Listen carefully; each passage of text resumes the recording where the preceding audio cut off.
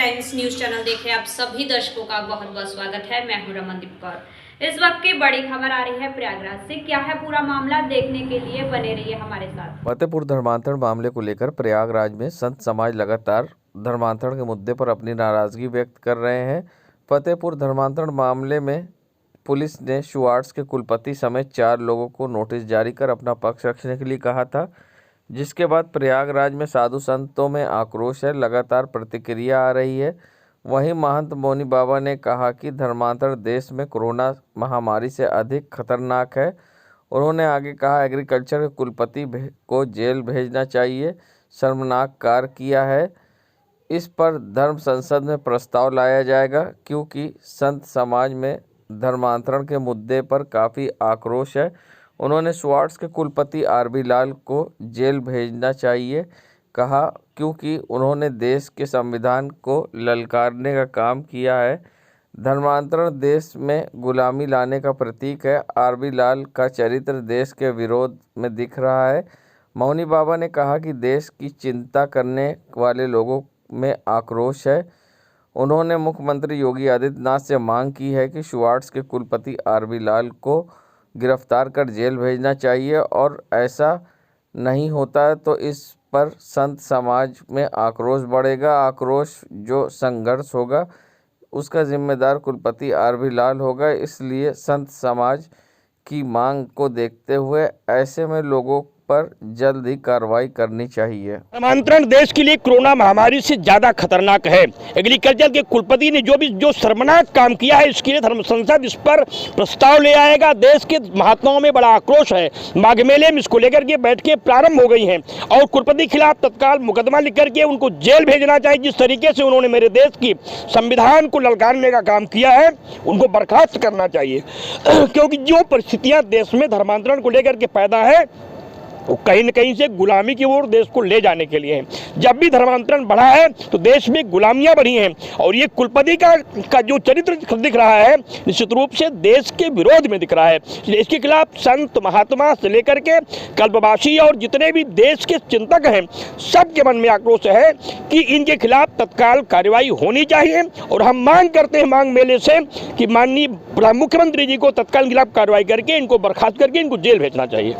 अगर ऐसा नहीं होता है, जिससे आक्रोश बढ़ेगा, और आक्रोश में जो जन संघर्ष होगा उसके जिम्मेदार कुलपति जैसे वो सारे लोग होंगे जो लोग धर्मांतरण का साथ दे रहे हैं, धर्मांतरण करा रहे हैं। इसकी निंदा ही नहीं बल्कि मांग की जाए संत समाज की ओर से तत्काल कार्रवाई हो, अन्यथा हम महात्मा लोग किसी भी परिस्थिति में कोई न कोई कदम उठाने के लिए विवश होंगे। पिछले दिनों फतेहपुर पुलिस ने प्रयागराज के शुआर्ट्स कुलपति आरबी लाल समेत 3 अधिकारियों के ऊपर नोटिस भेजकर तलब किया था। आरबी लाल ने गिरफ्तारी के डर से इलाहाबाद हाई कोर्ट में और फतेहपुर मामले में अपने नाम के बचाव स्टे लेने के लिए याचिका दी थी, ताकि पुलिस के सामने जाने से पहले सिक्योर रहें। 6 जनवरी को कोर्ट ने सरकारी वकील को सुनने के बाद 9 जनवरी को नए सिरे से केस सुनने की तारीख लगाई है, जिसमें सोमवार को आरबी लाल आपराधिक इतिहास को देखते हुए कोर्ट ने आरबी लाल की याचिका खारिज कर दी है। उधर फतेहपुर पुलिस ने कोर्ट से 1 हफ्ते का समय मांगा था, अर्थात फतेहपुर जिला अदालत ने भी विनोद बी लाल की अग्रिम जमानत याचिका की 11 तारीख मुकम्मल की है। अब जल्द ही फतेहपुर पुलिस को लाल बंधुओं के आपराधिक इतिहास संबंधित सारे साक्ष्य जल्द ही कोर्ट में पेश करेगी। संगम नगरी प्रयागराज में जहां आज तीर्थ पुरोहितों ने संगम की रेती पर राहुल गांधी का विरोध करते हुए उनका पुतला जलाया है और साथ ही उनका विरोध किया है। बता दें, राहुल गांधी ने कहा था ये देश तपस्वियों का है, पुजारियों का नहीं, जिस पर अब तीर्थ पुरोहित और संतों का गुस्सा भड़क गया है और उन्होंने राहुल गांधी का पुतला जलाते हुए जमकर नारेबाजी की। ऐसे में उनका क्या कुछ कहना था इस पूरे मामले पर, आइए सुनाते हैं। राहुल गांधी का पुतला दहन किया है, किस लिए पुतला दहन किया है और क्या कारण है? राहुल गांधी की बचकानी बयानबाजी, हाँ, और जो है इस तरह की हरकत की सनातन धर्म के बारे में उन्हें कोई ज्ञान नहीं है। वो तपस्वी और पुजारियों में फर्क समझते हैं। सभी एक अपने अपने कार्य हैं, सबके आचरण हैं, सबके कर्म हैं। ये सनातन धर्म में हर चीज़ की व्यवस्था दी गई है।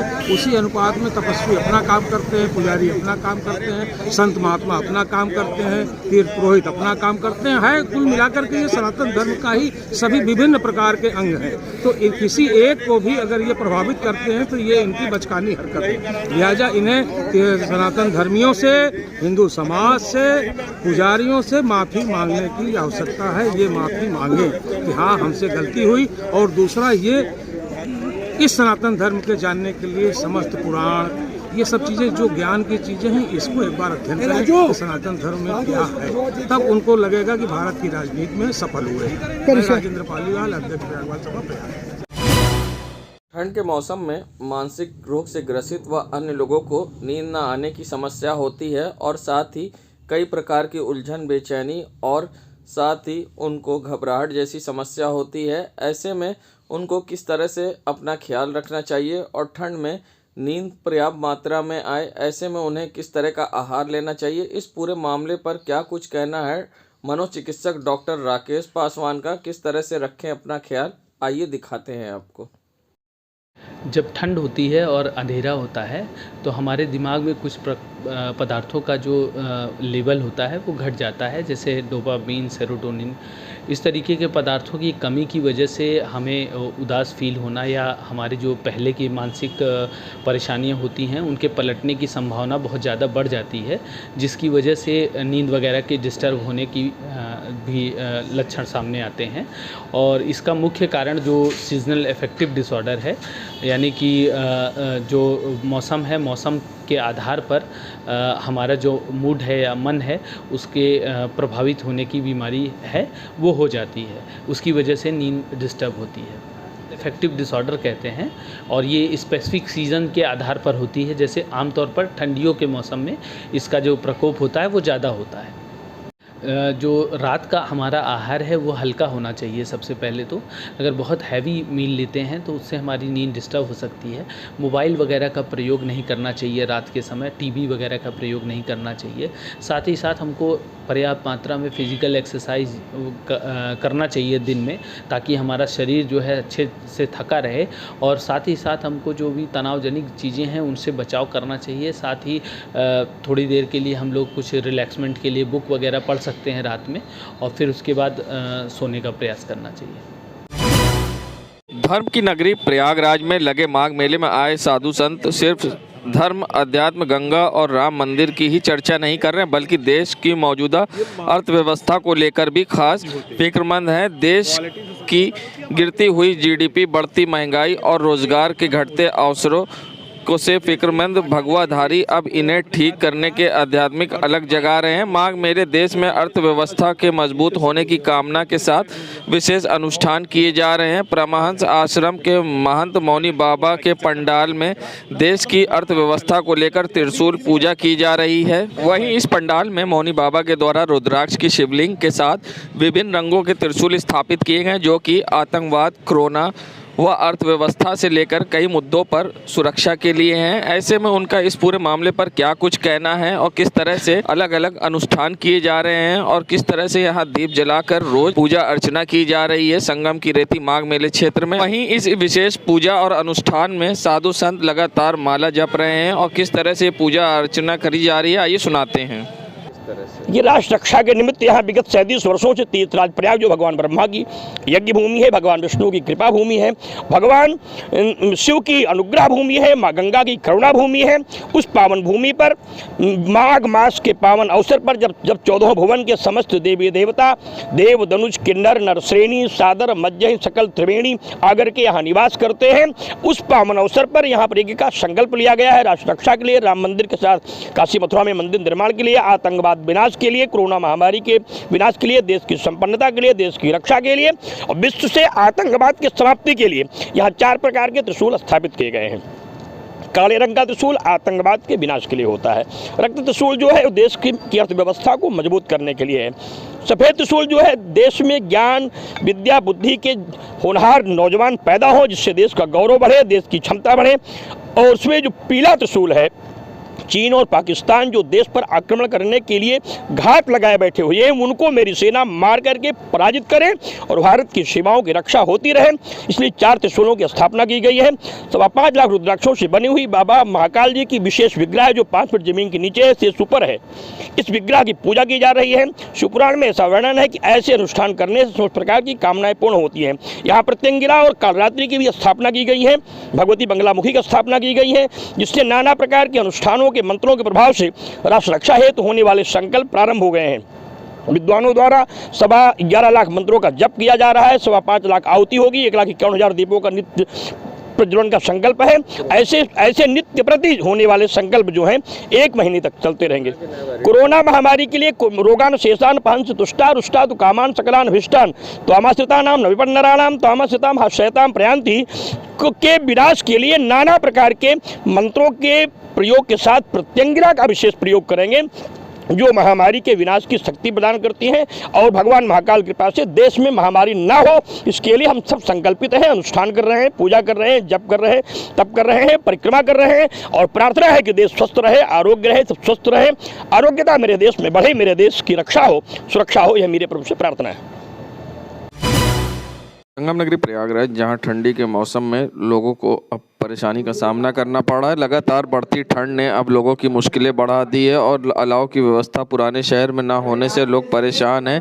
किसी तरह से वो लकड़ी का इंतज़ाम करके सड़क किनारे लोग आग तापते दिखाई तो दे रहे हैं, मगर व्यवस्था सरकार के द्वारा और नगर निगम के द्वारा ना होने से पुराने शहर में लोगों में आक्रोश है और लोगों की परेशानी ठंड से लगातार बढ़ रही है। तो ऐसे में अब समाजवादी पार्टी के नेता नदीम अली ने अब सरकार से मांग की है अलाव की, और साथ ही उन्होंने कई गंभीर आरोप भी लगाए हैं और कहा कि पुराने शहर में अलाव की व्यवस्था नहीं है, जिससे लोग ठंडी में परेशान हो रहे हैं। उन्होंने कई जगह एप्लीकेशन भी दी। वहीं पूरे इस मामले पर क्या कुछ कहना है सपा नेता नदीम अली का, आइए सुनाते हैं। अलाव की व्यवस्था एकदम इनकी कागज पे खाना पूर्ति कर रहे हैं केवल, और दिखा रहे हैं कि प्रमुख चौराहों पे जल रहा है अलाव। यहाँ पर कितनी बार हमने कंप्लेन कर दी, जोनल अधिकारी से लेके चीफ साहब तक को हमने व्हाट्सअप कर दिया है और मौखिक भी बोल चुके हैं इन लोगों से, इन अधिकारियों से, मगर अभी तक कोई व्यवस्था यहाँ पर नहीं की गई है अलाव की।